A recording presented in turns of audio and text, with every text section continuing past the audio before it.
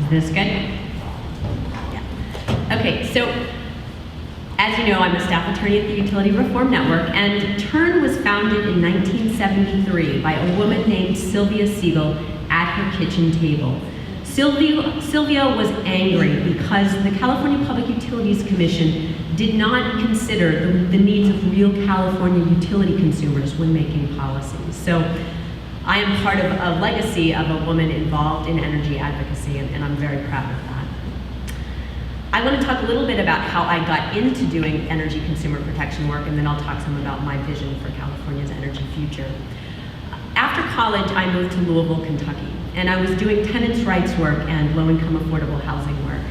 And at that time, I became very aware of what a major cost utility services are for low-income households. And it became clear to me that when families struggle to keep utility services on, if they cannot afford those services, they at times risk losing their homes and even losing their children. So the urgency of preserving affordable utility services really struck me.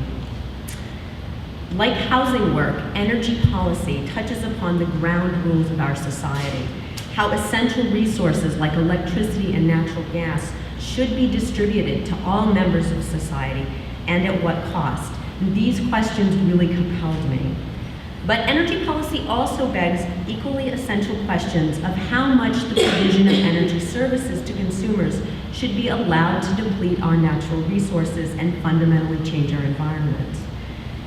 And as an environmentalist, I saw the urgency of reducing harmful environmental impacts from how we generate and consume electricity to be really compelling questions as well. So considering both of these sides, I was really motivated by a belief that we can do better for ourselves and for our communities. And this led me to work on utility consumer protection work, particularly conservation and energy efficiency.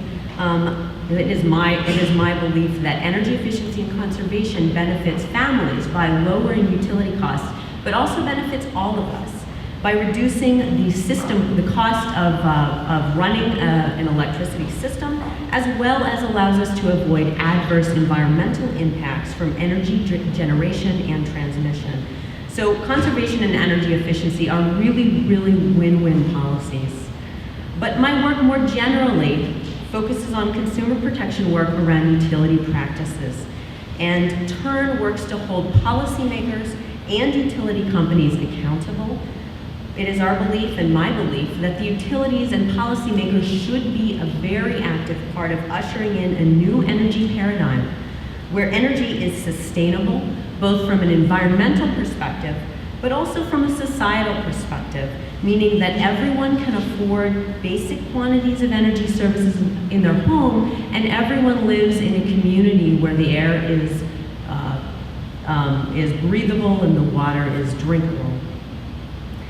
At this moment in California, there's tremendous investment being made in energy efficiency and renewable energy, and it is essential that we have consumer advocates making sure that the money spent is wisely spent and delivers the promised results. And these are not to be taken for granted. It is essential that we make sure that the money being spent on energy efficiency and renewable energy really does convert these important resources from fringe elements to the central part of how we deliver energy in California. And it's essential that we make policymakers accountable for ensuring that this change, this new paradigm, is ushered in a way that preserves the affordability of essential utility services for California consumers. And this is exactly where TURN works at this intersection of advocating for new and progressive energy policies that increase sustainability and reduce environmental impacts, but doing so with a mind towards ensuring that all members of our communities can afford basic quantities of utility services. So I'm just going to talk very briefly about my vision for California's energy future, and I'm going to provide everyone with a couple of action steps that I believe are essential to getting us where we want to be. And as you probably know by now, the three panelists happen to share an energy vision for California's future, which is really nice.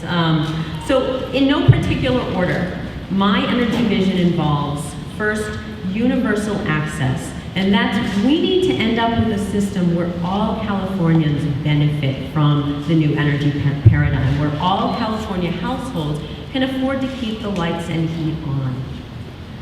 We need to reduce demand, and Kathy talked quite a bit about this piece.